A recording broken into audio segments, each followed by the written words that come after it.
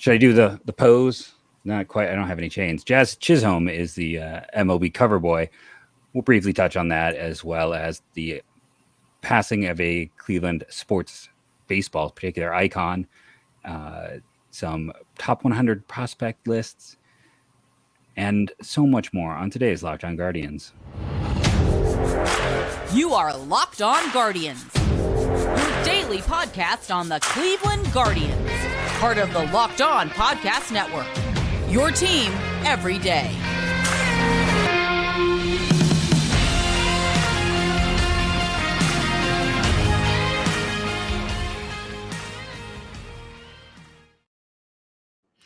Hello, everyone, and welcome to Locked On Guardians. I'm one of your co-hosts, Jeff Ellis. We were talking before, Justin and I are both players of MLB The Show. If you are not, well, then maybe it's not as interesting to you, but the Jazz Chisolm news was, to me, shocking. Interesting bit of information. We'll just kind of handling it here on the upfront so we can give most of our time to the passing of an icon. I also have to say that today's episode is brought to you by FanDuel. FanDuel Sportsbook, official sportsbook of Locked On. Make every moment more. Visit FanDuel.com/Locked On today to get started. Your thoughts on Chisolm? I don't know. He was my second choice, to be honest with you. I was a big fan. I thought it was going to be Julio Rodriguez from the Mariners. I don't know. I'll save some of my thoughts for the after show. Let's say that. I think it's a fine choice. But weird. I had other thoughts. Yeah, it's just weird for a guy who played 60 games, right? Like, wasn't that his total this year? Yeah, like, essentially that's what it is. Yeah. So to get back into, what the meat of this first segment here is going to be, I hate super fans. I hate them with a passion. Born of someone who used to be a Browns fan. For the most part, super fans are something I cannot stand. They make themselves bigger in the game, all of that stuff. The antithesis of that was John Adams, the original super fan, who was always humble, was always kind. He was never someone who tried to make himself bigger in the game, bigger in the team. He just tried to make himself, he didn't even try to make himself part of it. He became part of it organically through what he did. And he is, the best super fan that I can ever think ever existed. And it is a term, we hear unfortunately more and more, but he was a super fan and just a superhuman. By every single account that came out today. Yeah, very unfortunate. I think we knew that John wasn't doing well for quite a while, unfortunately, and hadn't been to a game since 2019. Obviously, the pandemic in 2020 didn't allow anybody to go, and he was even offered, I think, the opportunity to go to the games and just drum from the bleachers in his normal seat because he'd be far enough away from anybody, it wouldn't matter. But he said he didn't want to go until all fans were allowed to go. So that says a lot about him, I think. And obviously, health problems the last couple of years, so unfortunate. The ballpark really hasn't been the same. I can say from the games I've attended the last 2 years that it's been a noticeable difference without him. I think a lot of people who have been going for a long time look up to his seat and notice he's not there. You don't hear him. It's very different. If you've been coming to the stadium for a long time, and I've been going to games since I think the first game I ever went to was in 95. I was only born in 89. I didn't get to see any of Municipal Stadium, unfortunately, but he's always been part of going to Cleveland baseball games. And I think my favorite part, I don't have like any personal real memories with him. Like I met him and I banged the drum at Tribe Fest in the past and have interacted, like I've gone up to the top of the bleachers and, other people have gone to see him. But I always enjoyed like out of town fans and out of town players who would always notice the drum. Like over the years, people, like other players would comment about that, and fans of other teams would be like, "Gosh, that guy's so annoying." I always thought that was cool. Like, other people heard it, they noticed it, and it kind of felt like an home field advantage, right? Like everybody noticed what he was doing, everyone knew who he was. And I think he made a great point about super fans too. Like, there's a lot out there. There's some Browns ones, there's some Ohio State ones.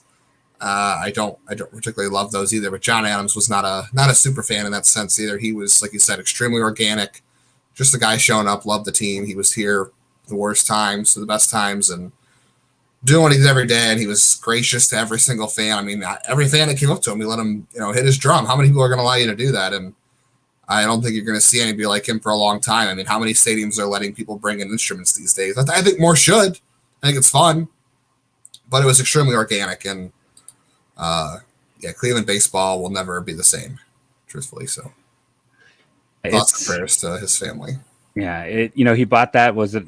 You read the story today for $25 at a garage sale. Yeah, and then his first game was, let's see, I just had it here, August 24th, 1973. And I couldn't get this confirmed, but 2019 was his final season, and he went to the final home game. He would have been there to see Cookie Carrasco pick up a win against the Philadelphia Phillies on September 22nd. Because while Cleveland had a rough stretch to end the year, it was back-to-back road series. So I am hoping that was his final game. It somehow feels appropriate to be there with Cookie, one of the guys who was kind of one of the most long-running recent pitchers, one of the more beloved people in Cleveland, seeing Cleveland get a win. So in my mind, I'm hoping that's the case, that he was there. But yeah, I'm curious to see if they'll pipe in the drumming, how they'll make it. I know he's part of the Hall of Fame. He's got his bench that I was reading about in the drum. But I'm curious what else they might do, how they'll honor him at some point this year. Can they do like a bobblehead? Would his family appreciate that? I mean, that's the thing. You got to make sure they would. But it's like, feels like there should be some kind of John Adams bobblehead giveaway this year. Everyone loves a bobblehead. Like, I saw some people talk about giving a little drum, but let's make him a bobblehead. Let's make it so like his actual visage is immortalized as well. So it's not just the drum; it's him. That's what I would like to see is a bobblehead giveaway. That'd be and popular. one it's like everyone gets, like, because it's John Adams, it should be like not like the first 5 or 10,000, but should be like, I don't even know what capacity is anymore as they keep changing things. Whatever it is, it should be the capacity crowd. Everyone gets that bobblehead. And I'm not one to do a petition or anything, but I think that's the way it should go. It should be him holding the drum. Let's not just immortalize the drum, but let's immortalize the man, because there was never a negative, not once, tied to him, and he was tied to this organization so deeply. And again, it's like, it's not just what he was as a constant, like as ingrained with his baseball team as like everything else, but it's like he was also just an 80 grade human by every account that came out today. So I think you want to honor the person as well as what he meant to us all. That's a great point. Like I said, everybody like who wanted to come up and like touch his drum and hit it once, he let them. He was always gracious with all fans from all ages. Didn't matter. So absolutely right. If they did some sort of like giveaway, it'd be great for the proceeds to go to something. The proceeds of the giveaway to go to something that would have been special to him or his family. Even I've seen people suggest like some sort of patch on the jerseys, like a drum or something. That'd be pretty cool. I think there's a lot of ways they can do it. I'm sure they will. How many organizations out there? I have not been to this many ballparks, so not like I could tell you. Maybe someone in the comments can tell us on YouTube, or you can tweet at us if you're listening.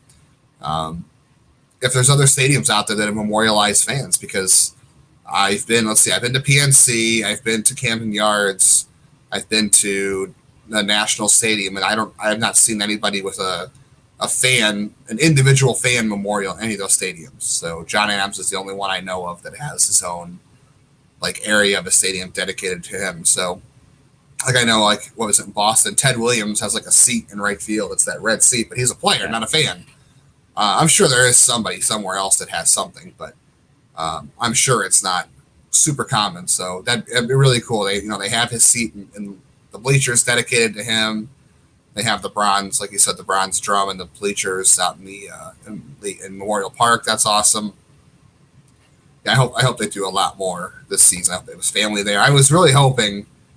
I had a feeling there was no way he was ever going to go back up to the top of the bleachers with his drum. He just, his health the last couple of years didn't look like it was going to happen. But I had held out hope that, he would get to another game with some help, but not in the cards. I did ask for some people on Twitter. We didn't get a lot of response, but I felt like we could read some of these. Some people did respond. I asked if anybody wanted to share a memory of an interaction with John Adams we could share on the podcast, just to kind of show everybody the wide impact he had on fans, because he met a lot of fans over the years. I mean, he did this for a long time. So almost 4,000 games, right? Yeah. So you want me to read those now, or do you want to? Yeah, I think go ahead, Okay. give them their moment, and then we'll come back and talk about prospects after this. Well, Okay. first So we'll do these, then we'll do prospects. All right. So Bill Stearns on Twitter at WMSTS. John was an institution, made me proud to be a Cleveland fan. As a kid back in the 80s, I listened to the games on the radio and Herb Score announcing, John Adams drumming in the background, pausing before the next pitch. It made the games extra dramatic. Rest in peace. And then had a really good one here from Sean Mernon on Twitter. Got to meet him in a game back in 2018 against the Red Sox. Got a picture. He showed a picture of us of him holding his drumstick. Really nice guy.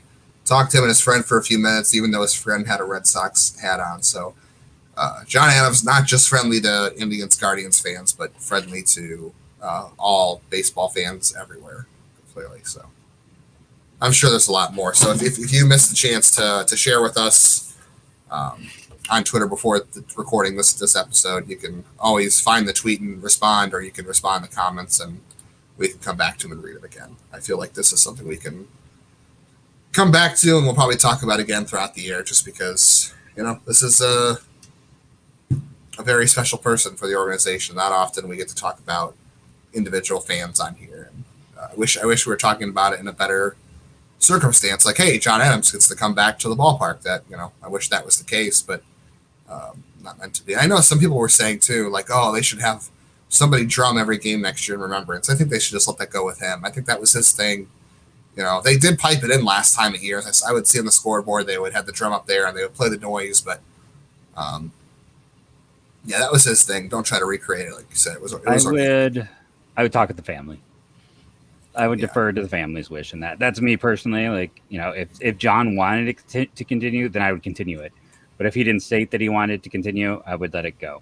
That's my view. I defer it because I feel like something like that he probably had a point of view on. So that's my only they did have John, someone from the Black Keys do it. I think in 2021. Yeah, he did it for the home opener. He never did it after that. So, yeah, I'd say just kind of let that be his lasting legacy. Totally. Great human, great man. And, he's every bit tied to this franchise in my lifetime as maybe I'll get myself in trouble with this, as Wahoo, as like the name Indians was. Like John Adams was equally as much like a part of this team in my lifetime. So it's, very just my thoughts go out to his family. That's my final statement. Like my thoughts go out to his family, and however they want him to be honored, I say, let's honor him how his family thinks he'd want to be honored. Having said that, we are going to come back and talk 2 top 100 prospect lists that have dropped since we most recently chatted. They are diametrically different and will definitely give us some things to talk about. We're also going to get into some of your comments. The last podcast generated a ton of comments, so we will be getting into those comments very soon on today's Locked On Guardians. But first, we get to discuss our brand new sponsor. I always love a new sponsor. And our fun new sponsor are our good friends over at FanDuel. The number one sports book in America is FanDuel. Make every moment more at FanDuel.com. This year, the only app you need at your Super Bowl party is FanDuel, America's number one sports book. We're really excited about our new sports betting partner. For Locked On, they're the number one sports book in America, FanDuel. And if you're new to FanDuel, that's even better. They have so many great features that makes betting on sports fun and easy. Download FanDuel now so you can bet Super Bowl 57 with a no sweat first bet. You'll get up to $3,000 back in bonus bets if your first bet doesn't win. FanDuel lets you bet on everything from the money line to point spreads to who will score a touchdown. I have not looked at the lines, if I'm being honest. My cat apparently has a thought on this here, but I'd be leaning towards the Eagles, unless it is a line after what we saw this past weekend. I'll just say that. I feel like it's hard to bet against that defense right now. I think it's a pick 'em right now. Yeah, I would definitely go Eagles because let's be honest, Kansas City got a little lucky. The FanDuel Sportsbook app is safe, secure, and super easy to use. Best of all, you can get paid your winnings instantly. Feel free. So join FanDuel today at FanDuel.com/lockedon to claim your no sweat first bet on Super Bowl 57. That's FanDuel.com/lockedon. Make every moment more with FanDuel, official sportsbook partner of the NFL. for all the people that took our advice and bet on Joe Burrow and the Bengals, just know that I lost with you if you did that too. So don't feel too bad. I didn't win playing with Joe Burrow either. So, but you can win when you talk about prospects because this team is loaded. I know some people complain, but like a lot of people for the most part like it. I have to give credit to Lamole because he's the one I saw tweet it first, friend Mills Eyebrow, that I just love this fact that on the MLB list, the Cleveland Guardians have 7 players on the top 100. The rest of the American League Central has 9. So I thought, leading off with that, Cleveland 7, the rest of the American League Central 9. So that's right. That's the rest. And that's with Kansas City and Detroit picking in the top 10 every single year in the last decade, almost. Detroit picked 12th last year, but they'll be right back up there this year. And I'm sure Josh Jung made it anyways in that. But at the same time, so did Chase DeLauder because we've talked about, Callis and Mayo's one of both two of the nicest people I've ever met in this business. They're always we could probably get either of them to do the show. I just hate to bother them, but they're very magnanimous. They're good people. They work their tails off, sit there and watch the draft, and they sit there and talk about guys on day 3 or 4. They know most of these guys being drafted, and it is the hardest draft to do that with. This is, the NFL. It's like people talk about, oh, it's amazing what Mel Kiper can do. That ends after 7 rounds. The MLB is now down to only 20. And, they're commenting. So they have an impossible job. They do such a good job, but there is a lot of recency bias in their rankings. This is my long way of doing yes, but so Chase DeLauder up there is not a surprise. It is interesting that Rocchio is the second to last on this, and in Keith Laws, he is number 1. But all 3 of the big 3 are in there. Bo Naylor, it's the same guys between lists, except for DeLauder isn't on the Law list, and maybe there's someone else I'm blanking on who's in Law's list. I think he might have had 7. Maybe it was only 6. No, that was everybody. Yeah, that was everybody. He had 6. MLB has 7. It is also funny to finally see Tanner Bybee kind of being universally a top 100 guy. You and I probably disagree at the placement, but do you want to talk this MLB list first? Yeah, that was the first one. I don't have a whole lot of bones about it. I mean, it depends on how you feel about things. Everyone's different. We'll talk about this, the Keith Law list too, because everybody looks at it differently. The teams look at it differently. If you're basing it on just pure upside and ceiling, it looks pretty good to me. Although I guess if you're looking at purely with upside and ceiling, I guess Chase DeLauder wouldn't be 82nd. He wouldn't be 7th on the Guardians list. I think that were the case. I think if you're just going pure ceiling, 4th, 3rd or 4th. 3rd or 4th. It's I don't know. If we're just talking ceiling, pure ceiling, I think it's, to me, just pure ceiling. It's Espino, Williams, Valera. I don't know. Pure ceiling. We're talking about pure ceiling. I would say DeLauder has an argument for second in that. I don't know. I think he's even ceiling. He's you're hoping. Okay, so one of the comments was, "What's 50 and 55 mean?" 50 means average in a scouting scale. 55 is hair above. 60 is plus. So average, above average, plus. DeLauder has a lot of skills that are kind of. I think a lot of people even projecting were maybe his high end is plus. He might be closer to 55s, whereas Valera might have 70 grade power if you're going ceiling. That's where I kind of see it. That's why I think Valera might be, because I feel like that power could be enough to put him higher. He's the guy. While you're on the topic of grades, yes, if you're talking about a 50, who is a player that's a 50? People would know. To me, in my mind, if you're saying Rosario 50 is a 50, right? That's exactly how I was going to go. He is a good average player. He is not above average. He's not a star. He's not below average. He is just decidedly an average player. And honestly, that's a good outcome. If you look at top 100 lists, someone asked about Nick Senzel in our rankings, the guy who is I believe a multi-time top 10 overall prospect. Yeah, but there's a lot of guys who appear in top 100s that are 50 grade prospects. You've got a lot of 60s. There's very few 70s over the years. You don't see a lot of 70s. There's a few. You got a lot of 60s, 55s, but most top 100 lists, you get mostly 50s in the back half, the last 30, 20, depending on who's doing the list. Like if you're conservative, a lot of 50s make top prospect lists because an average outcome for any prospect is good. If you're an average every day, and this is talking about people who play every day, not just like a guy who like is a guy who plays 2 to 3 days a week or is a platoon player, because those guys are often 45s. Like Jordan Luplow to me was a 45, and heck, I don't even know. Josh Taylor might even be a 45 just because he doesn't hit lefties. But the guys who can play in your lineup every day and do good work for you, like Ahmed Rosario, like he's not going to be flashy or special. So I think everybody that made the list for Cleveland on the pipeline list, except for everybody, they're all 55s. Espino's 55 and DeLauder's 55. So none of them got 60 grades. They're all 55, which I think it's like the upside for Valera. Not for Valera. The upside for Espino is 60. Like that's all-star. I'd be tempted to put a 60 on him because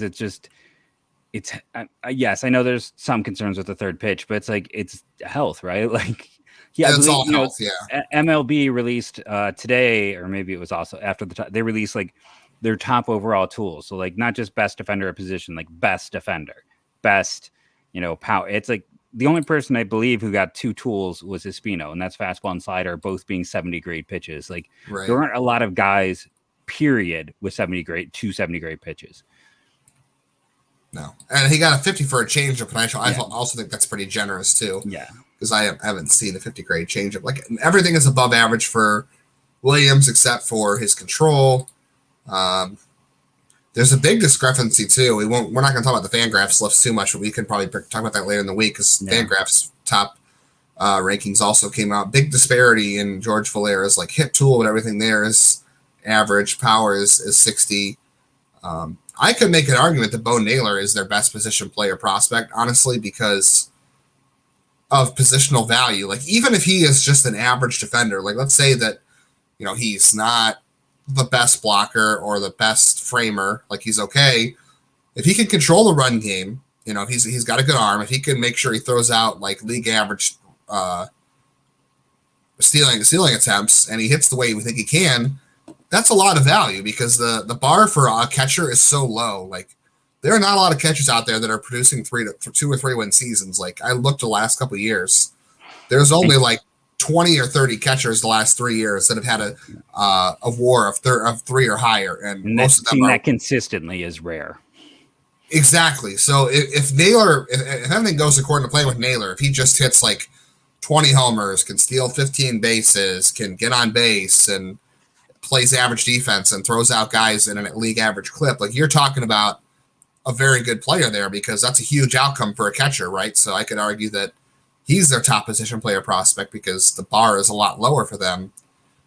It just depends on how you want to look at it. Like Rocchio was Law's top prospect among the Guardians. I was very surprised to see that. That is not what I expected to see, but the outcome for shortstops is a lot harder because there are a lot of shortstops on these lists now. A lot of guys a lot of teams are targeting shortstops.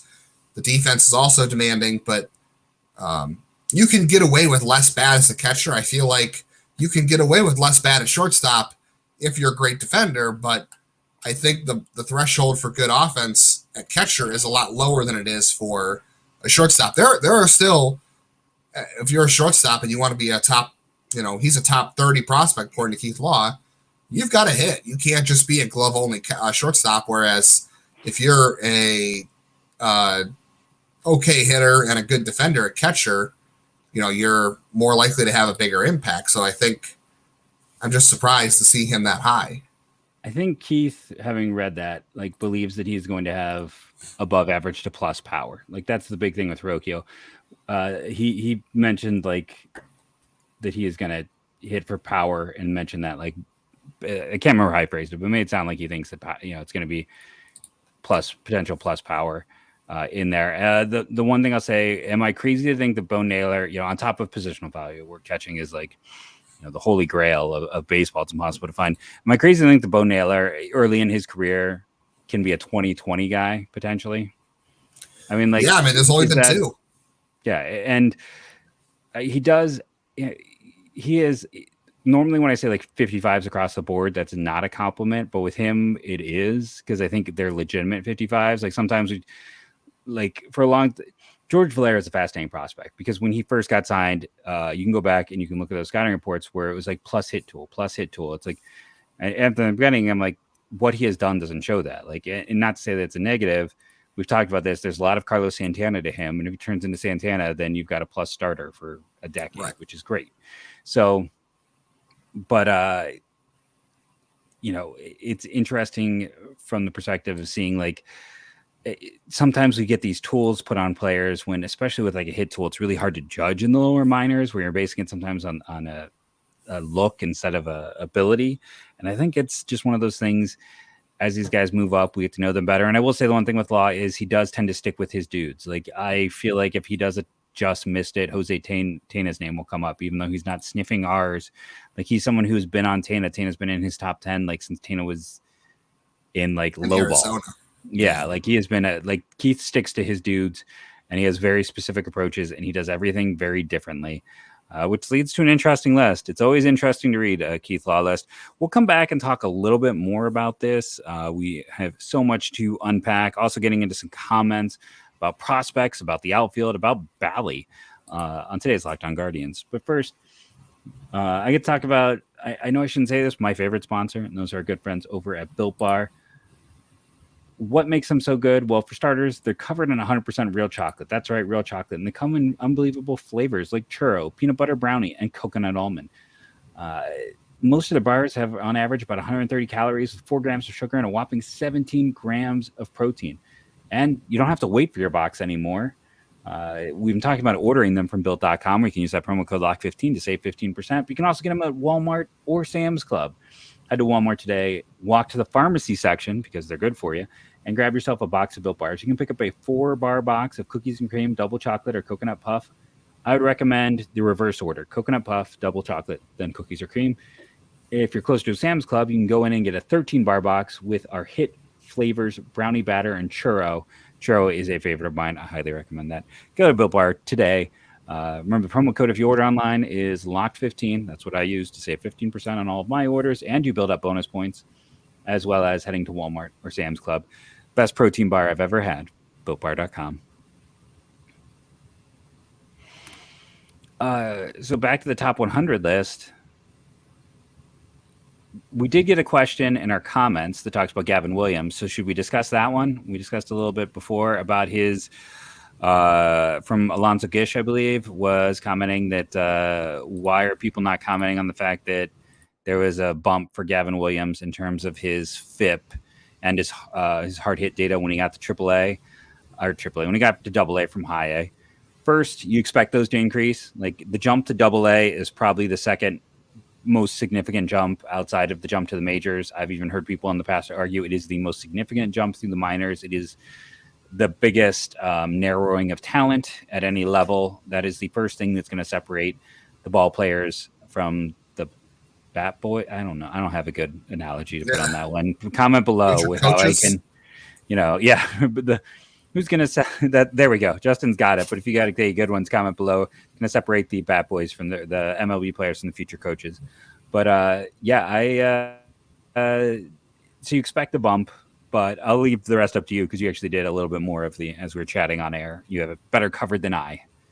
Well, I think first of all, too, I think the lost season in 2020 and I think the elimination of short season ball has made the jump to AAA even tougher. And I don't know, I think even the different baseballs, as we found out in AAA from AA, has made things tougher too. So I think it used to be if you got to AA and you did well, you pretty much were set. You still kind of are, but I think the jump to AAA has gotten a lot harder, and there's a bigger gap between major leagues and AAA than there ever used to be. AAA used to be like a holding pen for guys who, and it still is for guys who are kind of hanging on, they're serving as depth, but you don't have a lot of prospects in AAA anymore. Like guys who, the best prospects hit the AAA, and then if they're good, they'll go to the majors. They're not staying in AAA too long. Not a lot of guys are playing well in AAA and marinating unless there's just a huge blockade. But or as far as Williams had their struggle and came back down.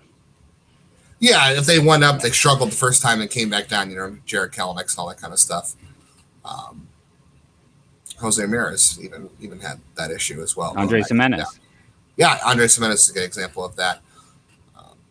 No, but so the Williams thing is an interesting point, actually, because his FIP, and for those who don't know what FIP is fielding independent pitching, and I won't do the math because I quite frankly can't do the math, but I will just tell you fielding independent pitching is strikeouts, walks, and home runs. And I think hit by pitch is also included in this. Basically, it's anything that a pitcher can control. A pitcher can't control a batting average on balls in play. They can't control if a fielder makes an error, all that kind of stuff. Although I think this takes errors out of it too. But basically, anything a pitcher can control is included in FIP. So oftentimes, if your FIP is lower than your ERA, that means that you're doing pretty good. But if it's over your ERA, then maybe you're unlucky. It's hard to say. There's not a whole lot of certainty to it, but it just takes out all the stuff that pitchers can't control. And Williams' FIP went up in Akron compared to high A, and like Jeff said, that's to be expected.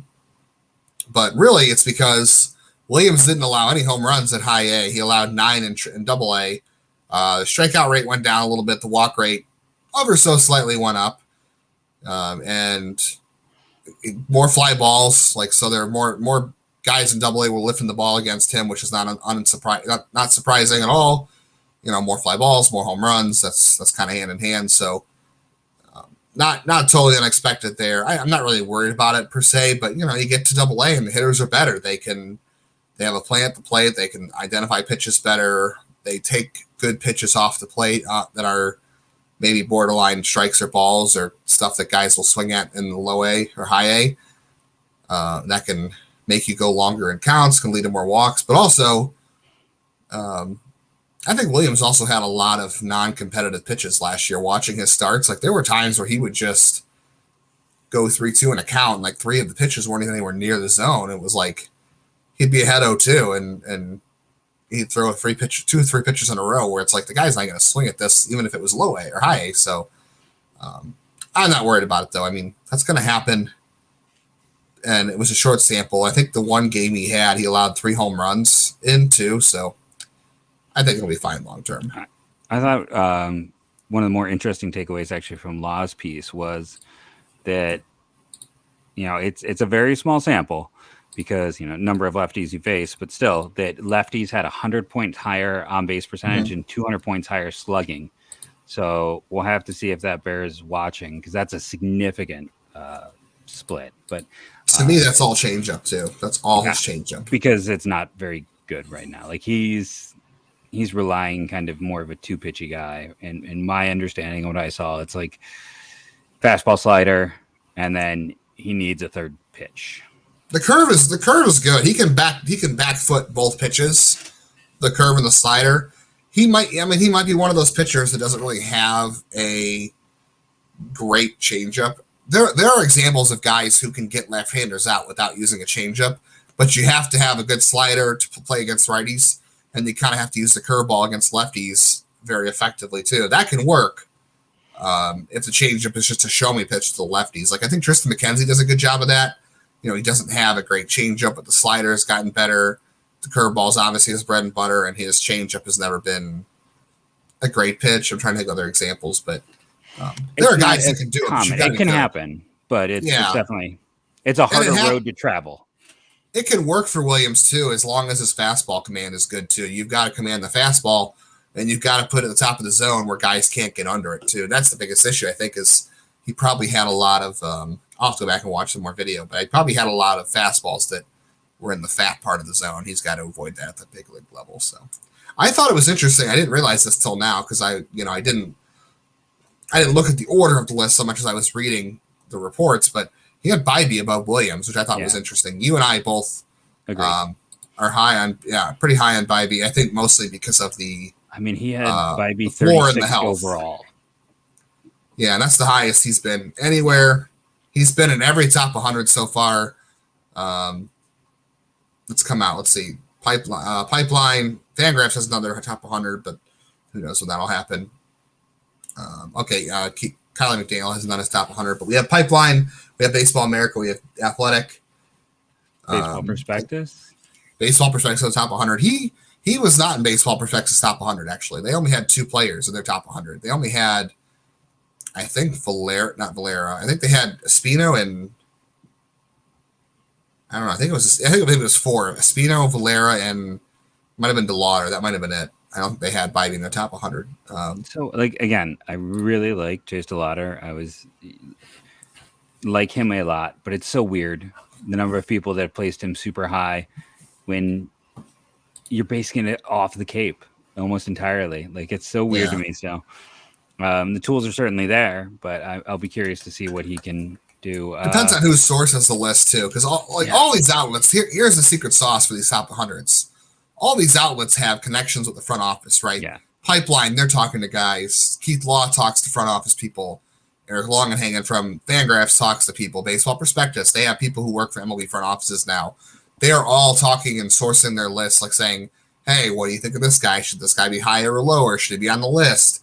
And that also allows teams to have some influence in how these guys are ranked, too.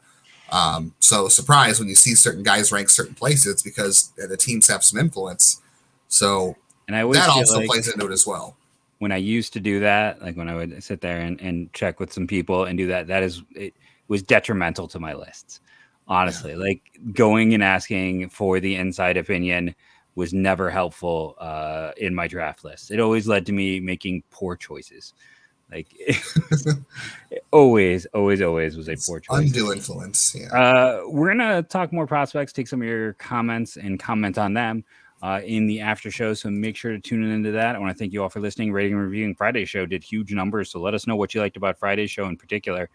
We'll probably talk some more of the Valley sports in the after show as well. Again, thank you all. We'll be returning to 5 days a week this month in February. So keep your ears and eyes tuned for that. Second week February. Well, or third, depending on if you count this as part of the week of February or not. Okay. We'll just tell them it's going to be. We're back to full schedule. Back on the week of the 13th is when we. Yes. So we'll have 2 more weeks of 3 days a week. That week might be just 4 days a week, depending on some schedule. Yeah, we'll be back to mostly a full schedule. So you'll get 3 episodes this week. You'll get 3 episodes next week, and after that you'll get at least 4, and then after that it's 5. And yeah. Yep. We're coming back. There. We're coming back strong. But again, thank you all, and go Guardians, go.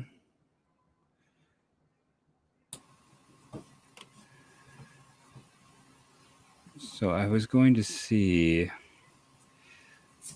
That was the other thing. It was not that Cleveland. The kick in the pants might be. So what was it? The Laws list.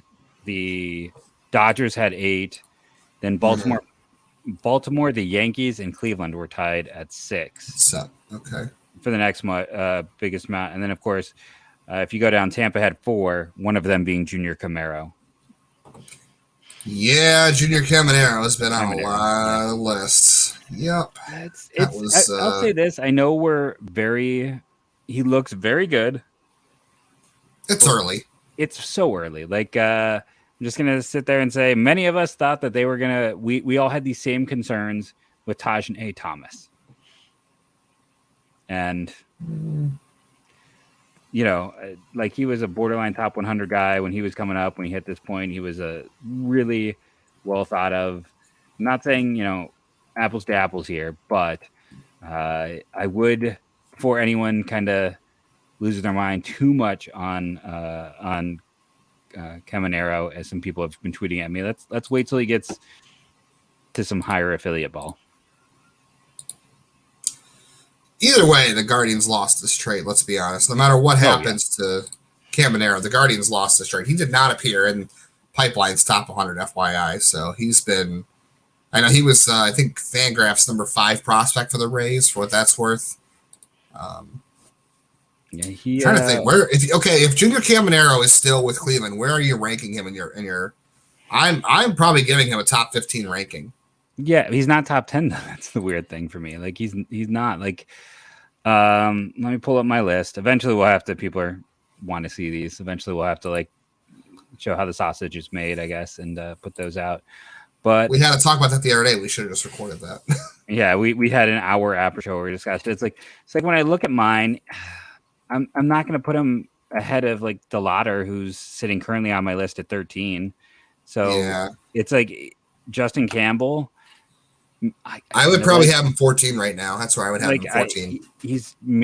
I don't think I put him ahead of Campbell, so he's probably sitting 15, which knocks Churio back to 16. But yeah, he's probably 50, which again, I mean, Fangraphs and Keith Law strongly disagree with us, but I also he's very far away. Yeah, he's far away, but we have enough batted ball data on him, and there is, to see the things that what's going to translate. It's the exit velocity, it's the contact rate, it's the plate discipline, all that kind of stuff, and those are things you feel like are going to translate out of the complex leagues, and especially for his age too. I know we talked about how age to level. You have to be a little bit careful about how you look at that these days because every team is trying to manipulate those models. And but you don't often see like guys who are in the complex leagues. It's not often those guys hit the kind of exit velocities that Junior Caminero does, and that's why John Kenzie Noel was on so many lists early on too, because you're talking about a young kid who just hits the ever-loving daylights out of the ball. And he still does, but as he's gone along, he's swung and missed more, which hasn't been the case so far for Junior Caminero. Oh, I mean, he's been, it's complex league data is about as bad as it gets. Like outside of the exit velocity and stuff like that, that's pretty consistent, right? And a lower K rate. I am curious to see how it progresses for him. Listen, he's been very young for the level of this and that. I'm not sitting here and being an apologist. It was a bad trade. I still get why they made it, right? Like, the biggest mark on Myers was this whole thing that he couldn't maintain velocity. What did they do better than anyone else? Velocity maintaining. But, Caminero is, I'm curious to see a full season of data, see kind of what happens, the walk rate, which again, doesn't really matter at that level, but I'm curious to see how his walk to strikeouts, how he improves in that area. If he does, how that goes. There's a world where we all get really upset and then he does kind of become somewhat Noelish with a lower K rate. Let me ask you this. Let's look at those two ways, the top 100 lists.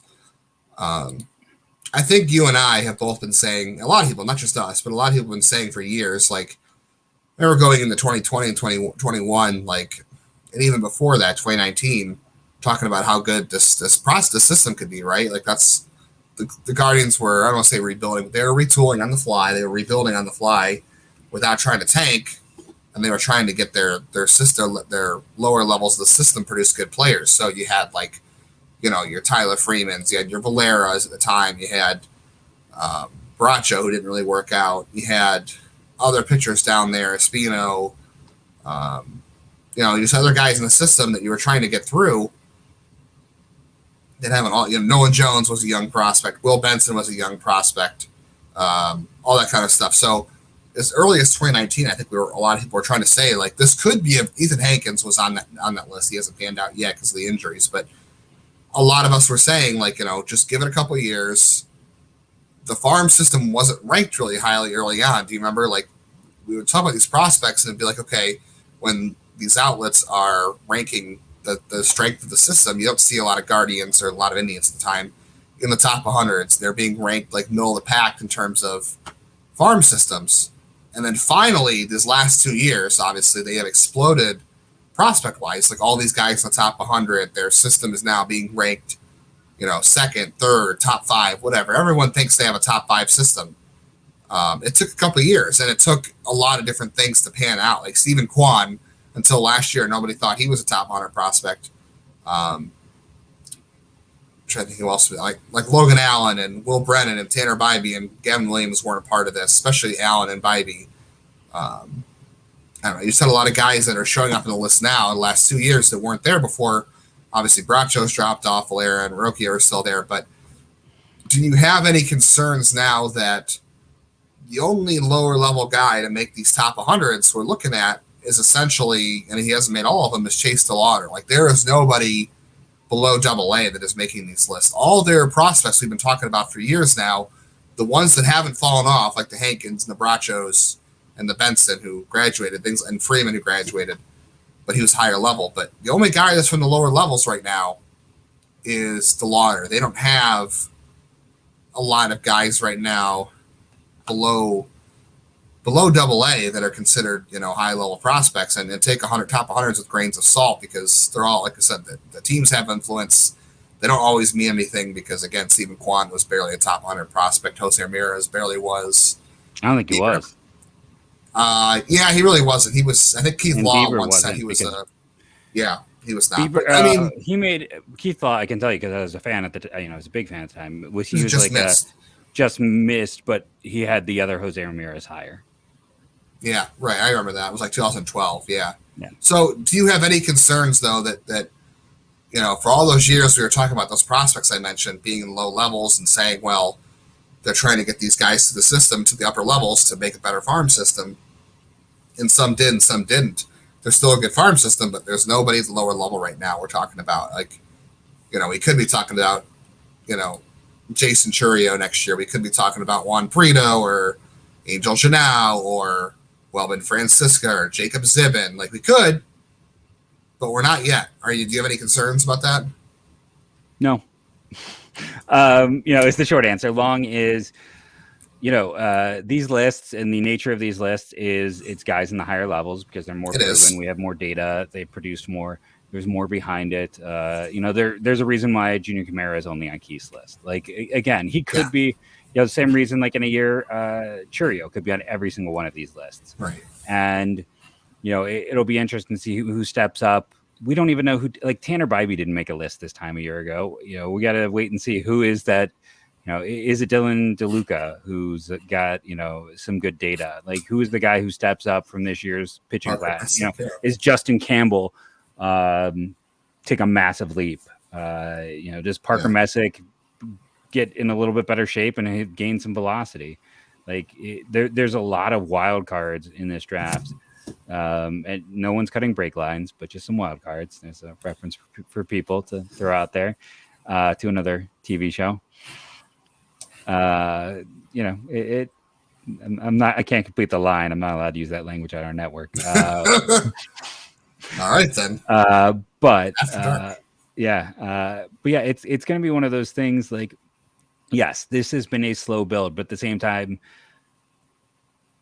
they got to keep the pipeline going. Be aggressive. Like, they've been so, like, Justin Campbell should, I think, move quickly. And then it's like, there are some guys who, depending on your rating system, like Jack Leftwich and Will Dion, like the Fabio system loves him to death. I don't know if you saw his ranking in there today. I did, but I love Will Dion. I talked to him this year or last year. Great kid, but you've got to I'm not saying they're top 100 guys. Well, I mean, there are people who really buy into Leftwich. I'm just going to put that out there. That I think there are people who think that Leftwich could be a top 100 guy in a year.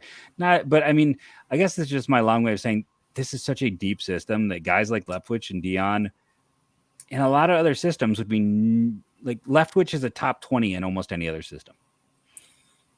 I agree with that. Dion, I don't know, just because I think he makes top velocity. 30. I don't know if he's top 20, but he's at least a top 30 guy in most systems. I think being a lefty with some chance to start. I'm not saying he's going to start. He's probably going to be a reliever, but I think there's at least a chance of starting. Maybe like the Rockies or Red Sox system, like a very bad system. And that's not a knock at Dion. I'm just saying, like, those are bad systems. And but yeah, you need to see velocity more consistently. I think Messick or Zimmerman or some of those guys would. Yeah, I just think it's the depth, and then I mean they've been moving guys quickly. They've been moving guys so quickly nowadays that like you have to. You shoot through. It's Allen to AAA this year. You look at Gavin Williams, who didn't pitch at all, and then is in AAA, and you just keep going with like examples like that. They're really moving guys quickly through that system, and I think it's a good thing after years of slow moving. And I think that if you're making okay, so let's do it this way. Let's have some fun with it. Can we put together a list of, I don't know if we want to say 10, but like 5 to 7 guys who are not in the top 100 now, who could be in a year? I was just going to, you read my mind. That was my next point, was after we talked about any concerns about the machine turning and making sure you have more guys coming. My next question was going to be that. So do you want to start or do you want me to? Well, I mean, we both know Churio. Like, the no doubter is what? Churio? Churio. And then I would say Angel Martinez is number 2 for me. Oh, yeah, it's weird. He's not in. Now, is he in any top 100? He's not in any top 100. Not yet. No, not yet. Weird. I might push for him in Prospects Live. We'll see. I'm not doing a top 100 myself in Prospects Live because they have a lot of talented people there that know the rest of the systems better than I do. But when it comes to Guardians guys, I will be pushing for Angel Martinez. I think. Would you push for Justin Campbell?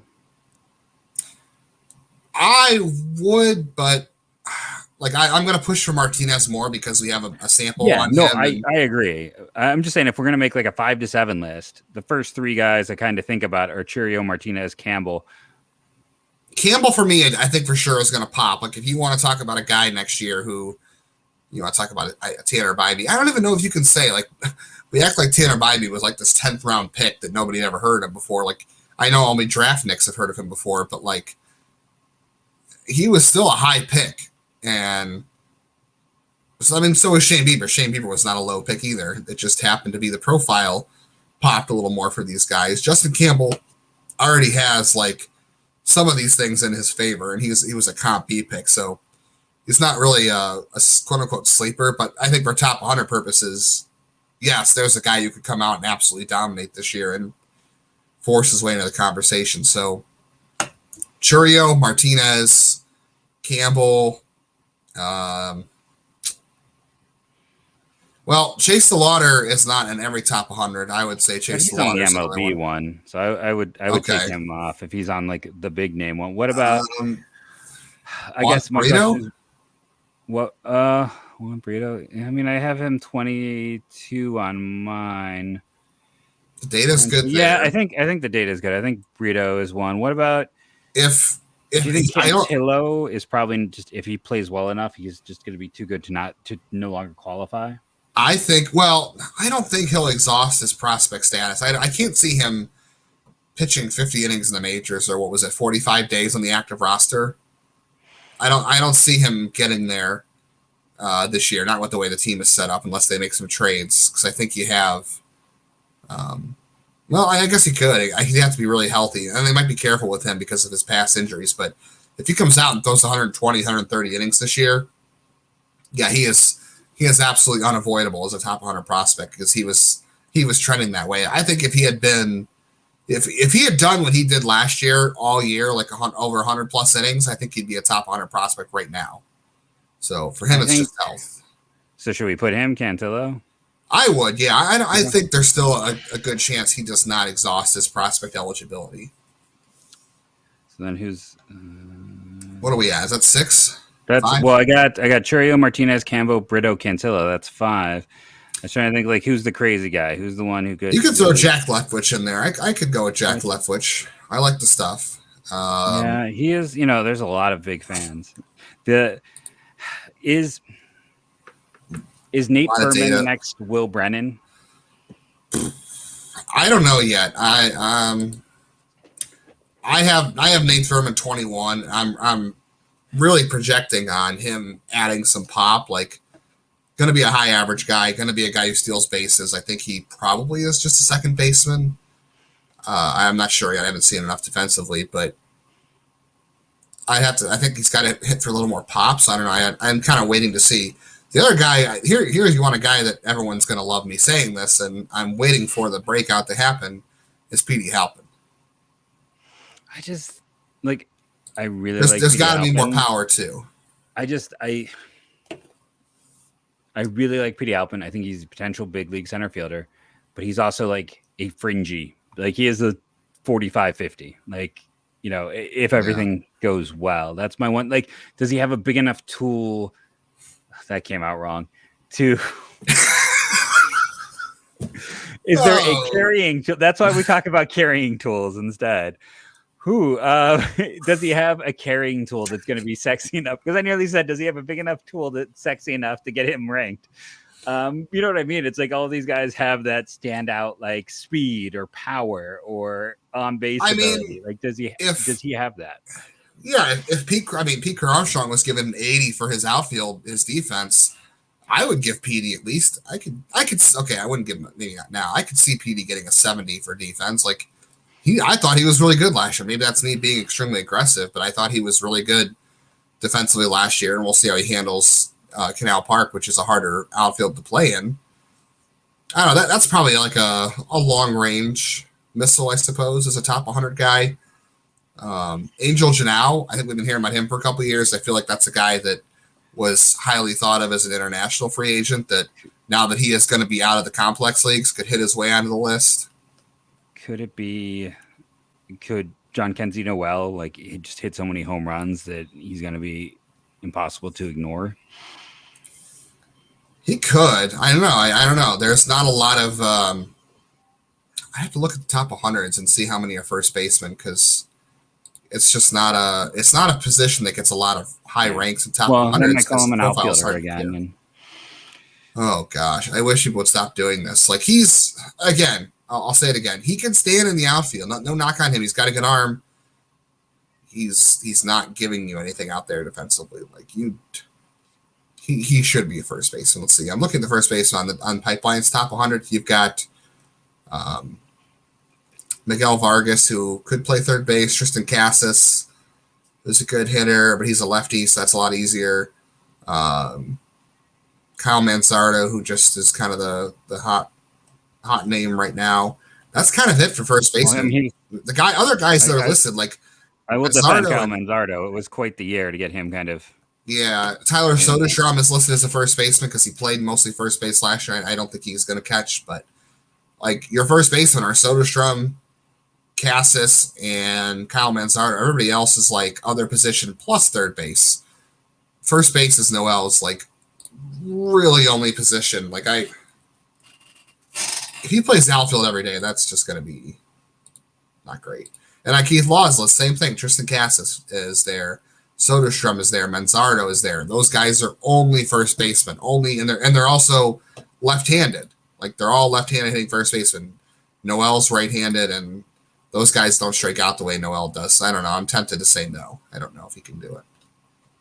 He'd have to hit like 40, not 40. Yeah, he'd have to hit like 40 home runs. But if he hits 40 home runs, how do you keep him on Cleveland? I don't know. That's wild.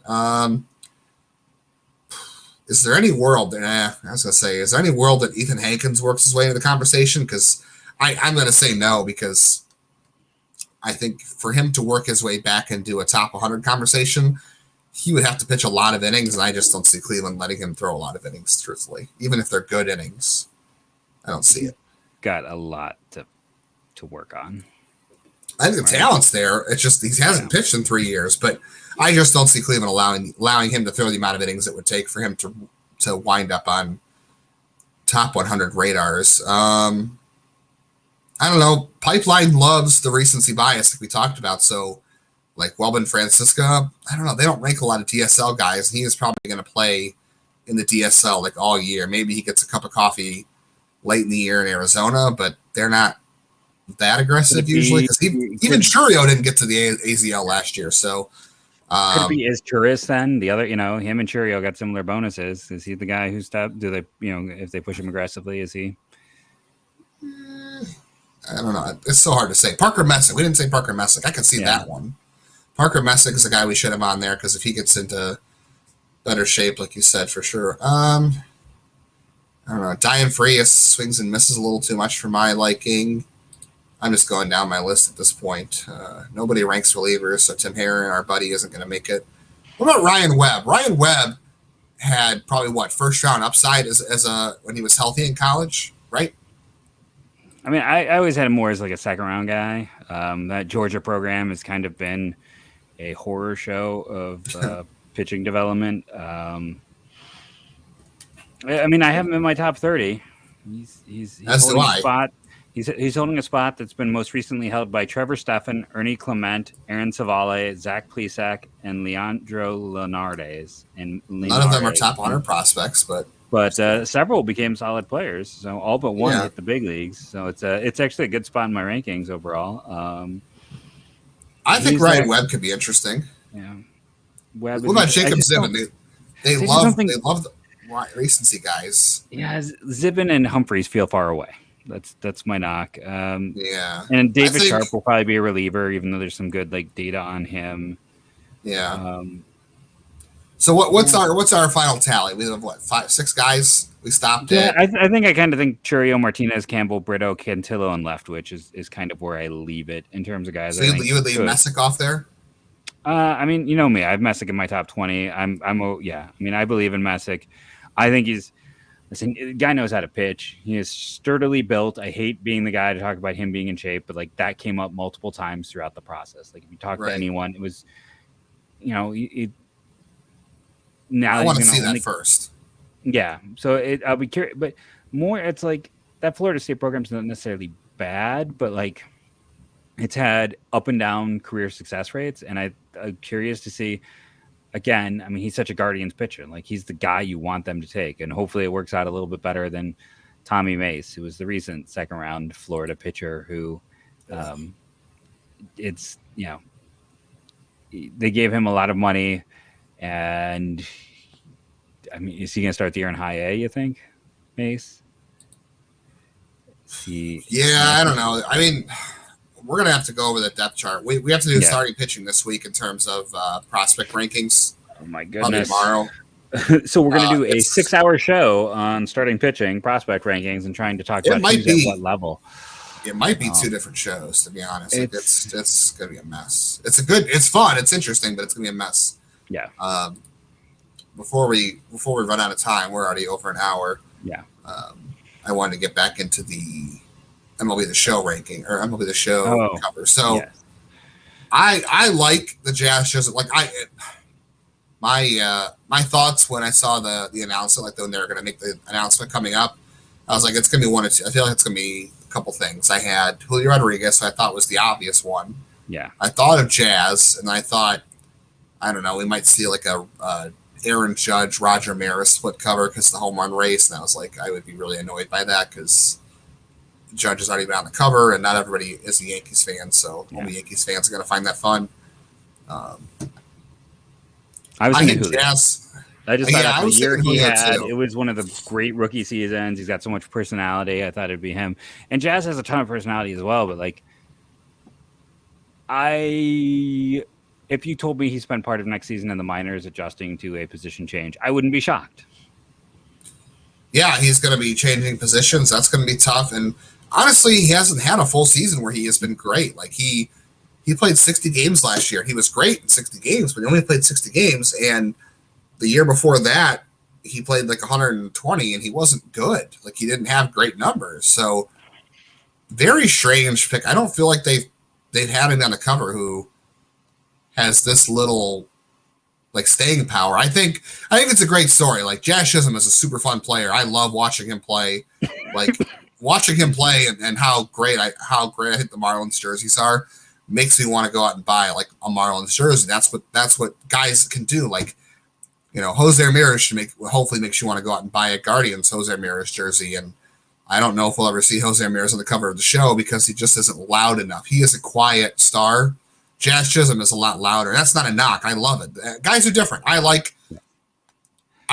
respect the heck out of Jose Ramirez when he does, and I love watching him play. He's one of the best Guardians / Indians of all time. But they're different players, personality wise, and MLB the MLB The Show is trying to capitalize on Chisholm's personality, his swag. And he's also trying to capitalize on the fact he's from the Bahamas. He is like one of a few great major league players from the Bahamas. He is probably the biggest one, I would assume, right? Like I can't think of anybody else off the top of my head. It's a great story. It has global impact. It has marketing impact. The only thing I find hilarious is this. Okay, the Marlins are not a good team. They are not going to the playoffs this year. Like, Jazz Chisolm is not even the best player on his own team. Sandy Alcantara is the best player on that team. He was the unanimous Cy Young Award winner last year. Like if I was going to pick one of the two guys, I would probably pick Alcantara. But guess what? Alcantara is quiet. Jazz plays out loud, and he's also from the Bahamas. I think that makes a difference. And Julio Rodriguez, I think, has a lot of flair to his game too. But the Mariners went to the playoffs last year. He won Rookie of the Year. His team is good. They're probably going back to the playoffs this year. The Marlins will be in 4th place. They'll be lucky they're not in 5th because the Nationals are so terrible. So it's like, it's so weird to me. Like growing up, I've been playing the show for a long time and playing baseball video games for a long time. I never would have imagined a Marlin being on the cover of one of those games. I guess like maybe Giancarlo Stanton would have been, right? Like if he stayed, but he didn't. I don't know. Dontrell Willis was like a big deal. Oh, that would have been a fun one. Yeah. If why am I blanking? Unfortunately, on the pitcher Jose Fernandez, right? Yeah. There's never been a pitcher on the cover of MLB The Show. I didn't realize this. There's never been a pitcher. Have you ever seen but the one of the best commercials ever for a sports video game is the Brad Radke one? I gotta see what video. No, I haven't seen. I don't recall. But the other thing I want to point out is, as Cleveland people, it was a Sega one. I'll have to send it to you. Old Sega commercial for Brad Radke. It's great. But I thought it was interesting that this announcement made Peyton Hillis trend on Twitter. Yeah, that was what I thought of. And that's when you kind of talk about a guy who's not quite as proven. It's like, that's what's going to happen. That's the name that's going to pop up with this. I also thought when MLB retweeted it with like, do you like some jazz? I'm like, oh, way to use, or no, the MLB, do you like jazz? Where I'm like, oh, let's use the like outdated meme from a year ago line that my students were doing. Like, like, did they pick him just so they could seem relevant a year too late? But again, it's not like he's a bad selection. It's just, right. He's the least proven we've ever seen.